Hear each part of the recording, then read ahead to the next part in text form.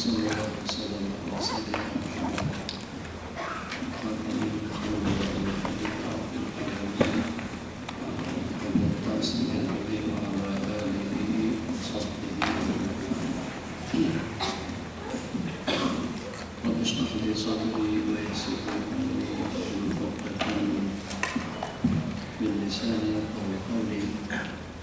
Allahumma salli wa sallim wa barik ala sayyidina Muhammadin tibbil qulubi wa dawaiha wa afiyatil abdani wa shifaiha wa nuril absari wa diyariha wa ala alihi wa sahbihi haqqa qadrihi wa miqdarihi al-azim amma ba'du.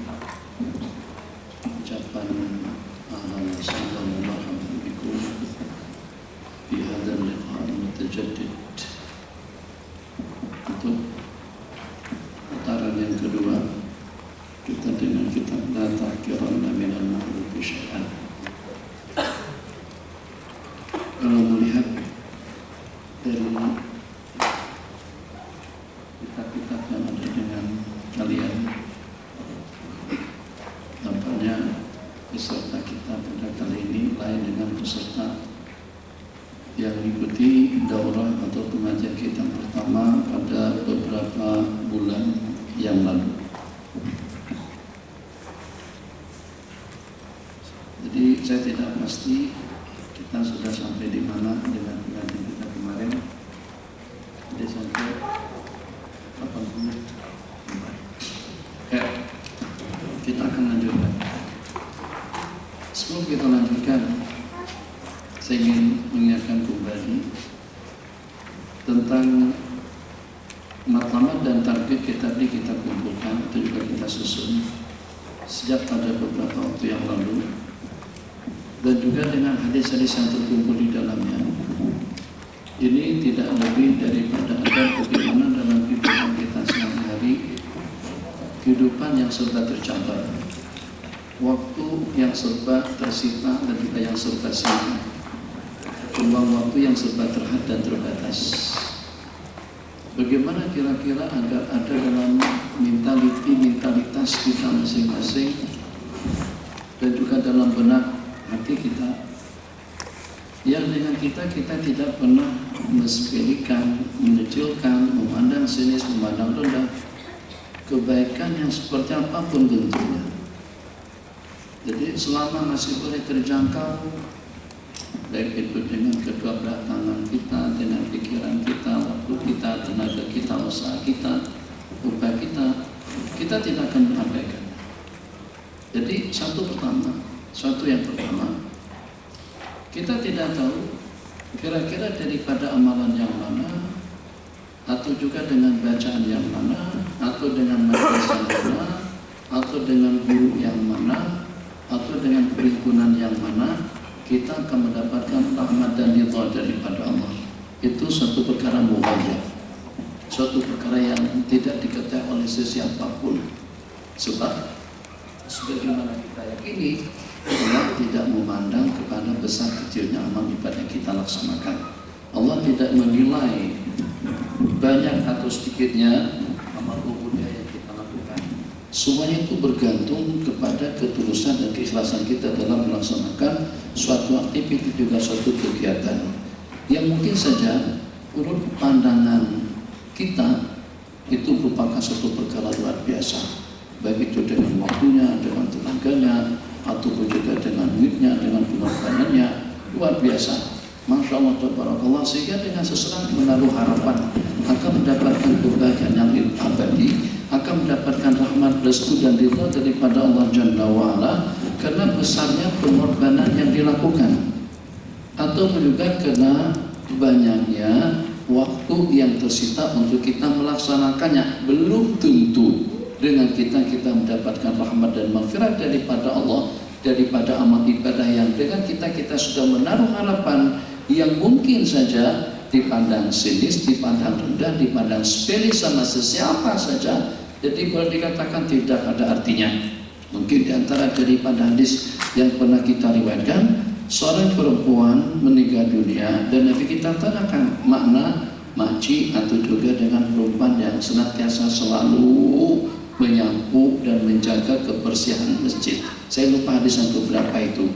Jadi seketika itu diinformasikan oleh para sahabat bahwasanya dengan wanita tadi itu telah meninggal dunia. Nabi kita sampai menanyakan di mana kuburnya, kenapa tidak diberitahukan kepadaku?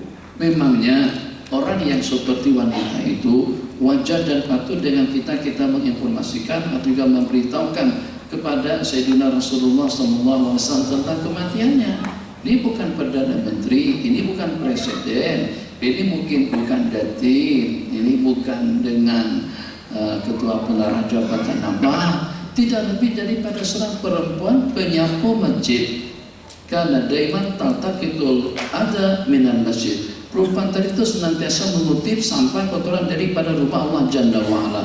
Kira-kira seseorang kalau seandainya ditugaskan khusus pun oleh pihak-pihak tertentu, tentu tidak akan dipandang tinggi, tidak akan dipandang hebat, dan juga tidak akan dipandang mulia oleh sesiapapun, sebab sesuai dengan jabatan dan juga sesuai dengan pekerjaannya. Jadi dengan sedikit atau juga dengan perkara yang sekecil itu, ternyata Masya Allah tabarakallah Sayyidul Kaunain wa Ashrafus Thaqalain, penghulu manusia dan jin, ternyata berkenan untuk datang ke tempat atau ke kubur wanita berkenaan, dan juga dengan diikuti oleh beberapa orang daripada para sahabat untuk sembahyang di atas kuburnya.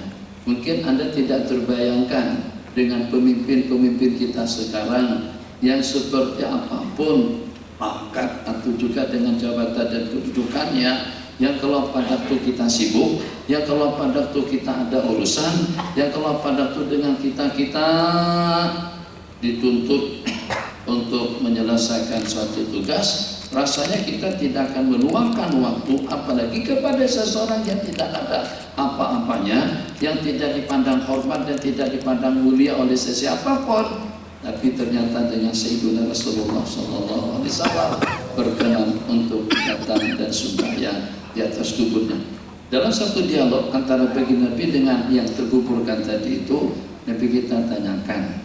Jadi setelah Nabi kita sembahyangkan, Nabi kita bertanya, ini supaya dapat dipahami, ini dalam bentuk mukjizat. Apapun kalau pada saat Allah berkehendak, semuanya itu mungkin. Tidak ada yang mustahil dalam kehidupan sesiapa. Tidak ada yang namanya mustahil. Allah qadir ala kulli syai'. Allah yang maha berkehendak, Allah yang maha menata, Allah yang maha memberi. Jadi mungkinkah yang dengan kita berdialog, berkomunikasi dengan seseorang yang sudah meninggal dunia? Kenapa tidak?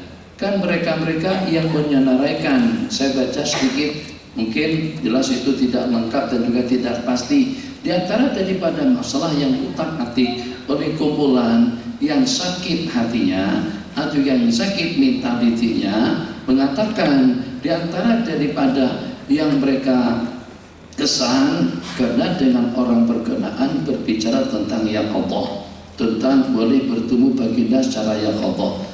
Itu satu perkara kalau di kalangan salafun salih dan juga sejak daripada hadis Nabi kita diriwayatkan, man ra'ani bil manami fasayarani bil yaqadhah, orang yang tengok aku di waktu tidur, niscaya dia akan melihat aku secara jangka. Itu daripada berbagai penafsiran daripada para ulama salaf dan juga daripada ulama hadis. Ada yang mengatakan yang bermimpi bertemu Rasulullah itu akan bertemu langsung secara yaqadhah, yang bermimpi bertemu Rasulullah Sallallahu Alaihi Wasallam akan melihat baginda Nabi secara jaga, itu hanya khusus pada saat Nabi kita masih hidup. Ini satu pandangan. Tapi pandangan yang kedua tidak seperti itu. Nabi kita tak kata kalau kamu terjumpa dengan aku di waktu tidur semasa aku masih hidup. Nabi kita tak kata macam itu. Nabi kita bersabda, mar'ani fil manam, barang siapa tengok aku dalam mimpi, fasayarani fil yaqadhah, dia akan melihat saya secara jaga, care. Jadi secara zahir hadis banyak ulama berpendapat bahwasanya itu bukan suatu perkara yang mustahil, sebab tidak ada yang namanya mustahil di sisi Allah Subhanahu wa taala. Kira-kira dalam berapa ribu tahun muslimah tahu? Jangan sampai Jangan sampai muslimat kita lebih pandai daripada kumpulan-kumpulan yang senantiasa muncul di TV, TV 1, TV 7, TV 19. Jangan sampai dengan kita-kita yang baru mengaji ini lebih pandai daripada mereka-mereka yang sudah ada gelar maulana, doktor apa dan lain sebagainya. Coba dengan hadis, kan kita tahu tentang cerita Al-Isra wal Mi'raj. Siapa yang meyakini tentang Nabiullah Adam yang sudah meninggal? Yakin seyakin-yakinnya. Kan macam tu. Sudah dalam berapa ribu tahun Nabiullah Adam meninggal dunia, tapi Nabiullah Adam justru menyambut baginda Nabi secara yaqadha, secara jaga. Nabi kita berjumpa dengan Nabiullah Adam dan Nabi kita disambut dengan ucapan marhaban bin nabiyyi salih wal ibni salih, ucapan selamat datang kepada Nabi yang mulia dan juga dengan anak yang mulia. Kenapa? Sebab yang bagaimanapun baginda Nabi SAW itu sebagai anak kepada Nabiullah Adam alaihissalam, berjumpa dengan Nabiullah Adam, berjumpa dengan Nabiullah Musa, yang berdasarkan cerita bolak-balik. Ini sekejap lagi nih kita akan menerbangkan burak. Kira-kira dalam 2, 3, 4, 5 hari ke depan kita sudah masuk pada bulan Rajab. Ambil lagi nanti cerita burak. Naik ke langit yang pertama, jumpa dengan Nabi Allah Adam. Langit yang kedua, langit yang ketiga, jumpa dengan Nabi Allah Yusuf. Naik ke langit yang keempat, 5 ke 6, jumpa dengan Nabi Allah Ibrahim. Naik ke langit yang ketujuh dengan Nabi Allah Ibrahim. Langit yang ke-6 dengan Nabi Allah Musa. Bolak-balik. Jadi kata Nabi Allah Musa, "Mada amarallahu bik, mada amara bikallah, atau mada faradallahu alaika wa ala ummatik." Apa saja yang Allah wajibkan ke atas kamu dan juga ke atas umatmu. Nabi kita bersabda, qala khamsina salatan. Itu bukan mimpi. Kalau mimpi, untuk apa Abu Jahal komplain dengan baginda Nabi? Kita pun juga boleh bermimpi seperti itu. Kenapa mereka protes? Kenapa mereka komplain? Kenapa mereka mengatakan? Jadi pada saat ketika itu macam-macam ucapan ya. Kalau dengan bahasa kita mungkin ada yang mengatakan nyanyo, atau tidak sehat mentalnya, atau seperti apa. Itu perjalanan dari Mekah ke Baitul Maqdis saja sudah memerlukan waktu tidak kurang daripada 1 bulan. Pergi balik 2 bulan macam mana boleh ditempuh dalam waktu yang relatif singkat. Itu kan? Itu akalnya Abu Jahal. Jadi kita takna di zaman modern sekarang ini masih ada juga orang yang membawa pemikirannya Abu Jahal. Sekarang sudah canggih. Nih, tengok kameramen yang ada depan kita nih. Tunjukkan tuh dengan TV apa? TV Nabawi TV. Oh, Nabawi TV yang di Jakarta, dia punya Habib Omar, Nabawi TV. Masya Allah, tabarakallah. Kita di sini, tapi orang boleh nonton kita. Wah, tidak boleh. Itu kalau kita tidak nampak depan kita, mana boleh kelihatan. Jadi mereka-mereka yang komplain tentang yang qadha tadi itu minta maaf lah dengan bahasanya, seolah-olahnya masih menggunakan akalnya Abu Lahab, Abu Jahal, dan orang-orang yang komplain tentang kejadiannya itu merupakan mukjizat kepada baginda dan merupakan leluasa kudrat daripada Allah Jalla wa Ala. Subhanalladzi asra bi 'abdihi. Maha suci Allah yang telah menjalankan hambanya daripada Masjidil Haram ilal Masjidil Aqsa alladzi barakna haulahu sampai seterusnya. Jadi daripada kejadian tadi itu Nabi kita berbual-bual dengan Nabiullah Musa. Nabi kita mengimani para nabi-nabi dan rasul. Nabi kita mendapatkan jamuan daripada Allah berupa 3 jenis air yang disajikan. Ada khamar, ada air susu, ada air putih. Jadi pada saat ketika itu Nabi kita memilih salah satunya, yang Nabi kita pilih itu adalah air susu. Jadi kata malaikat Jibril alaihissalam, as-sabtal fitrata, kamu telah memilih yang murni daripada pilihan, yang murni daripada ketiga-tiganya. Jadi Allah kulihal, kembali kita kepada topik yang kita bicarakan. Yang kita bicarakan sekarang, ya ingin kita amati bersama bahwasanya tidak ada sesuatu yang mustahil bagi Allah Jalla wa'ala. Di samping yang kedua tadi sudah kita ingatkan sebelumnya, jangan sekali-kali dengan kita mensepelekan Jangan sampai dengan kita berpandangan sinis. Nih muslimat, cium, sekuat kita mencium, selubang sebesar lubang hidung kita tidak bakalan keciuman bau harum bunga palsu yang ada di hadapan saya. Ini muslimat boleh cek lah, kalau ada cium-cium ya situ ada tahu bau harumnya, ada tak kira-kira bau wanginya? Tak ada, ini plastik. Kalau kita seraput sekuat apapun kita mencium, tidak akan keciuman bau harum. Tapi kok kenapa diletakkan di itu? Satu ada di sana, dua ada di sini, tiga ada di situ. Kalau tidak ada bunga pun program boleh saja berjalan dan berlangsung dengan baik insya Allah. Tak mesti harus ada bunga, tidak mesti harus ada kafe, tidak mesti harus ada meja. Nah, yang walaupun masuk, tapi kan bagi suatu keindahan, nampak kelihatan cantik dan lawak. Coba tengok situ kalau tak percaya. Kalau di sini mungkin tidak begitu nampak, tapi masuk dalam rekaman, masuk dalam kamera, nampak kelihatan lawa sekali. Itu perkara hakir, la tahkiran. Jangan kau pandang sepele perkara yang seperti itu. Yang siapa tahu niat daripada pihak penganjur supaya dengan tatapan pandangan mata kita nampak kelihatan cantik.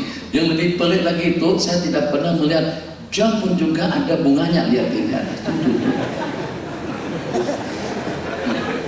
itu memang lebih daripada cukup sebenarnya.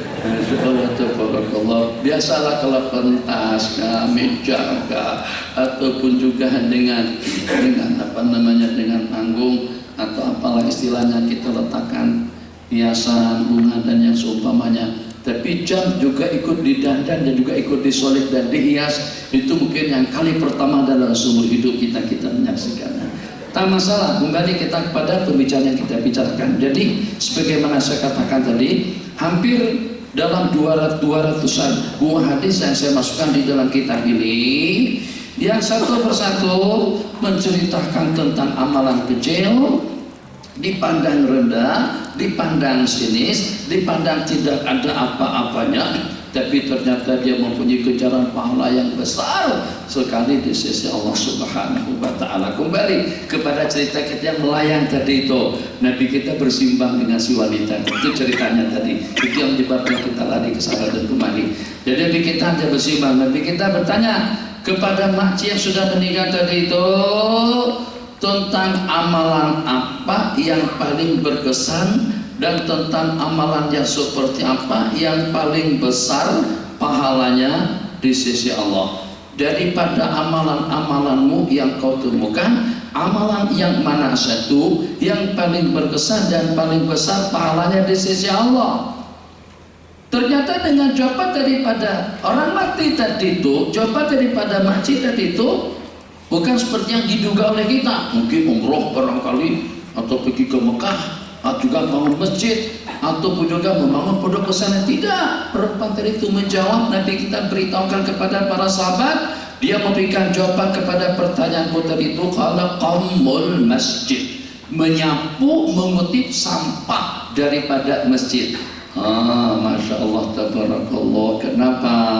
Sebab kalau pada itu dengan kita mengutip sampah atau juga tisu ataupun juga kain, daun, plastik dan yang seumpamanya daripada masjid, kadang-kadang di ruang induk sembahyang ada tisu, ada daun, ada sampah, ada kain, ada apa saja. Kalau rasa-rasa bersih, kutip masukkan ke dalam poket kita, kutip masukkan ke dalam saku atau ke dalam kantung kita. Yang walaupun tidak ada orang yang melihat, yang walaupun tidak ada orang yang menilai, tapi Allah Maha mengetahui atas segala galanya. Karena itu kita kerjakan lillahi tabaraka wa ta'ala, hanya semata-mata karena Allah, tak pada tujuan yang lain. Balasannya tidak mustahil. Ternyata itu mungkin pada hari kiamat nanti lebih berat daripada salat tahajud, mungkin lebih berat daripada umroh, mungkin lebih berat daripada haji. Macam juga tadi dengan Ustaz Hamdan, mungkin sudah beritahukan kepada kita matikan handphone. Maka dengan kita, sebelum dengan kita masuk ke ruangan kita di sini, sebelum kita masuk ruang induk atau juga dengan Aula, Dewan, C, Daud, Patani, kita matikan handphone kita. Tidak ada orang yang nampak, sebab kalau ada orang yang nampak mungkin nanti dengan kita dianggap orang yang disiplin dengan aturan. Tidak ada orang yang melihat, tidak ada orang yang tahu. Perkara kecil, tapi niat dalam hati kita untuk tidak mengganggu majelis, untuk tidak mengganggu teman-teman, untuk tidak mengganggu pengajar, untuk tidak mengganggu para malaikat yang duduk sekali bersama kita pada petang hari yang mulia ini. Siapa tahu pada hari kiamat ternyata lebih besar pahalanya daripada ibadah umroh. Ibadah umroh nama disebut, ada gambar di sini, ada kalung, ada bag tulisannya Zahabiza, Rayyan, Raihan. Sementara tutup handphone tak dapatkan, tak ada apa-apanya. Tapi kalau pergi umrah, Masya Allah, tabarakallah, dengan grupnya Tuan Haji, Assalamualaikum, labbaik Allahumma labbaik, labbaik la syarika lak labbaik.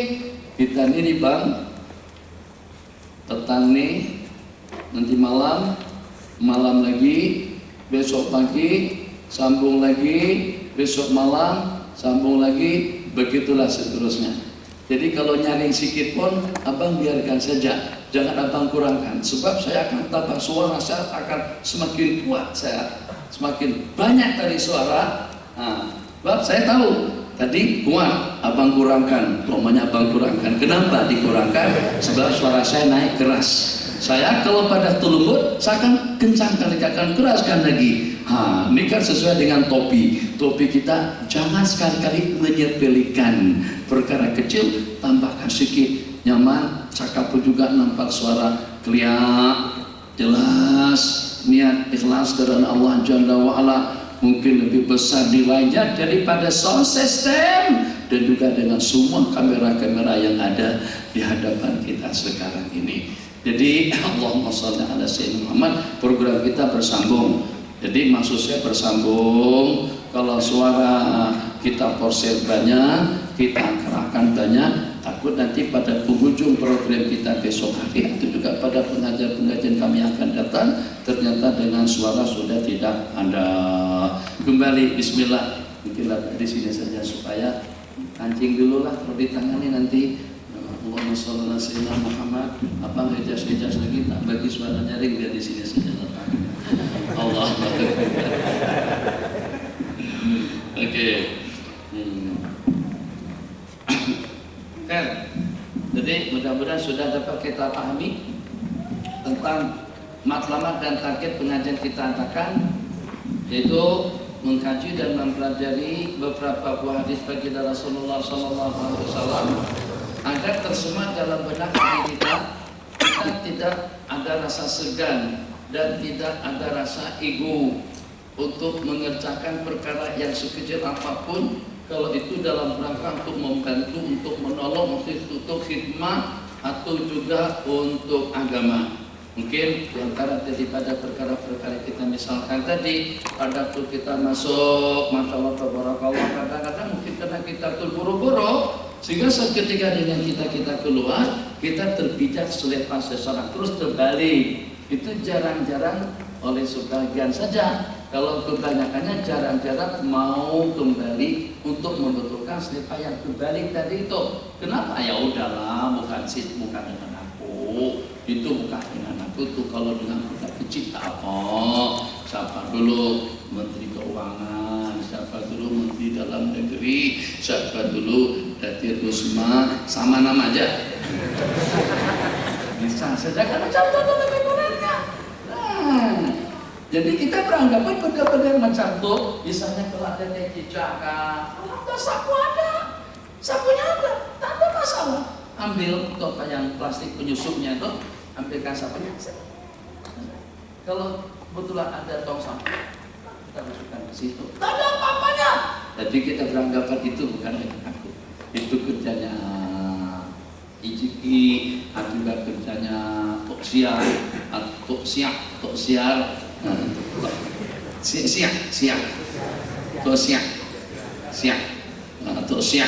Salah barakallah. Tapi bukan dengan aku sebagai seorang ketua benar. Nah, kita tak nak yang semacam itu. Sebab kenapa? Sebab waktu kita terlampau sempit. Kita sekarang berpacu dengan umur. Yang macam mana pun pusingan waktu, perputaran roda dunia, kalau boleh saya bahasakan seperti itu terlampau cepat. Tidak ada seorang pun yang kembali kepada Allah Jalla wa'ala. Tidak ada seorang yang meninggal, baik dia ahli khair dengan ibadah yang setinggi langit atau dengan ibadah yang seperti apapun banyaknya, melainkan dia minta kembali ke dunia. Tidak ada seorang pun begitu yang nanti kita rasakan. Kalau daripada ahli khair pengen untuk menambah kebaikannya, kalau sebaliknya pengen untuk bertobat, inabah, istighfar, memohon keampunan kepada Allah Jalla wa'ala. Jadi kalau seperti itu, maka dengan kita membuat beberapa jaringan. Dengan kita membuat beberapa perangkap itu jaringan sama kira-kira kurang lebih seperti itu.